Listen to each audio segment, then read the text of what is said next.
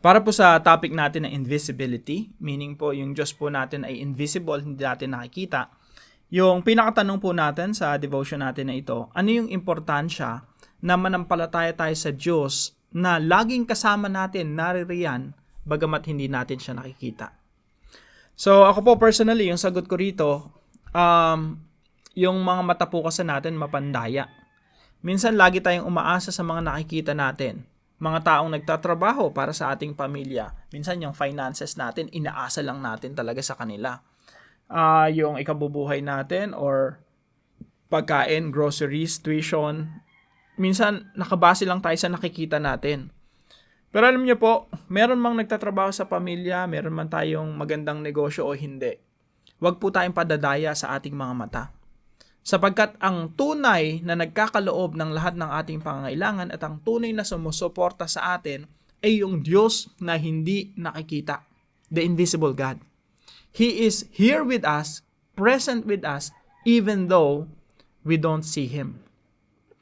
Kaya po, illusion lang mga kapatid, na ang nagtataguyod sa ating mga buhay ay ang ating mga sarili, ang ating mga lakas, at mga mahal natin sa buhay na masasabi nating productive or nagtatrabaho when it comes to finances, when it comes to our daily needs. Pero napakalaga po mga kapatid na lagi nating isa sa isip na ang pinagmumulan ng lahat ng mabubuting bagay, pinagmumulan even nung hininga natin at nung kalakasan natin, yung health natin, yung mga pangailangan natin araw, nagmumula yun sa Diyos, sa invisible God. Kaya po, unang-una, yun yung first step natin. You have to remember that everything comes from the Lord. Huwag po tayong mag-ilusyon na sa atin nagmumula o sa sarili nating lakas nagmumula lahat ng ating pangailangan. So, sa tanong po natin na ito, anong importansya ng pananampalataya sa Diyos na hindi natin nakikita? He is present though He is invisible. Now, may mga time po sa ating mga buhay na feeling natin ang layo-layo ng Diyos. Nangyayari po yan eh. Minsan nanlalamig tayo sa pananampalataya. Emotion, feelings. Yung feelings po kasi natin, unstable eh. Hindi yan nakabase sa katotohanan.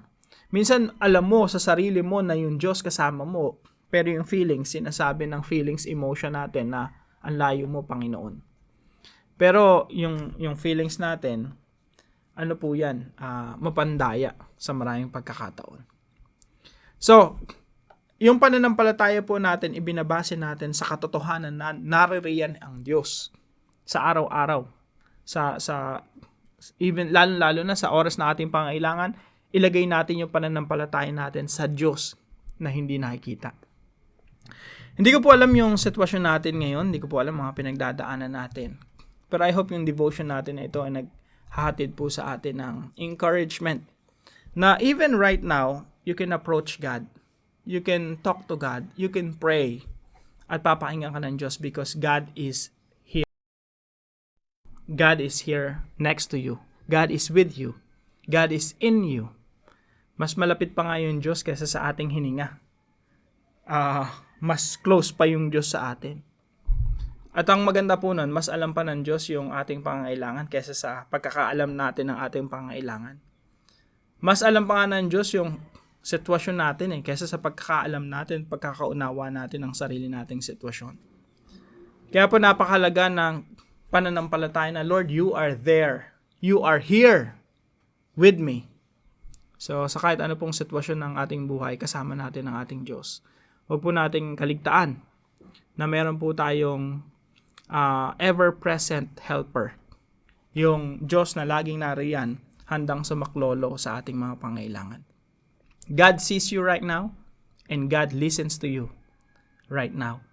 Lumuhod po tayo sa Panginoon, kausapin natin siya, ilagak natin sa Kanya yung lahat ng ating mga alalahanin, lahat ng mga bumabagabag sa ating puso't isipan, ilapit natin sa Panginoon. Hayaan natin siya ang kumilos sa ating mga buhay. Again, sabi po rito sa verse natin, sa isang binanggit natin, sa Hebrews 11:6.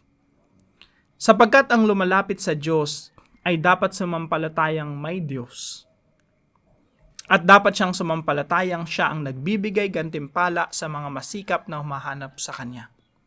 I hope maranasan po natin yung blessings and favor ng Diyos sa ating paghahanap sa Kanyang presensya. So yun lamang po, pagpalain po kayo ng ating Panginoon. Magkita-kita po tayong muli bukas dito po sa ating daily devotions. God bless you po.